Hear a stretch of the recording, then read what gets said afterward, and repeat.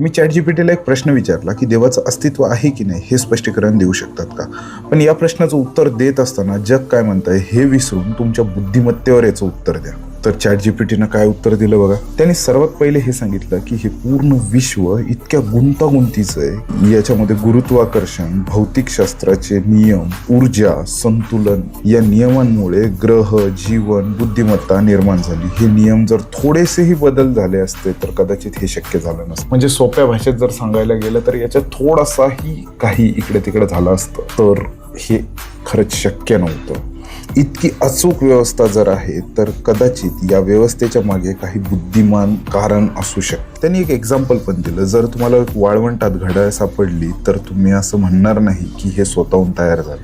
तुम्ही असा निष्कर्ष काढणार की याला कोणीतरी बनवलेलं होतं. तर मग खरंच विचार करायची गोष्ट आहे की एवढी सगळी अचूकता आपल्या पूर्ण ब्रह्मांडात कसं काय होऊ शकली. आणि त्याचबरोबर एक दुसरा मुद्दाही त्यांनी मांडला की ही पण एक तर्क आहे की विश्व नैसर्गिक प्रक्रियेतून पण तयार झालेलं असू शकतं. बिग बँग किंवा त्याच्यापासून जे नंतर झालेले सगळ्या घटना आहेत या घटनांना जर एकंदरीत एक विजनमध्ये जर बघितलं तर आपल्याला हे लक्षात येऊ शकतं की हे नॅचरली पण बनू शकतं. जर प्रत्येक गोष्टीला निर्माता हवा असेल तर देवालाही कोणीतरी निर्माण केलं असेल असंही त्यांनी म्हणलं.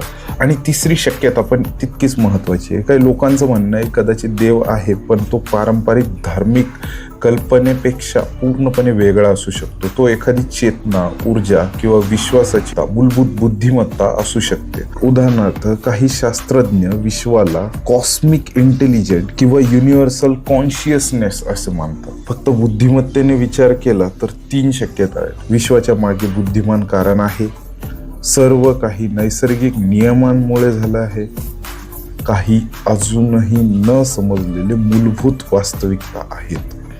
आजपर्यंत कोणतीही पर्याय 100% सिद्ध किंवा खोटा ठरलेला नाही. याच्यातच अजून 2 नवीन प्रश्न उद्भवतात. त्यांनी हे पण सांगितलं विश्व का अस्तित्वात आहे, चेतना म्हणजे कॉन्शियसनेस नेमकं काय आहे. आणि या दोन्ही प्रश्नामुळे देवाचा प्रश्न अजूनही उघडाच आहे. तुम्हाला याच्यावर काय वाटतं कमेंटद्वारे नक्की सांगा.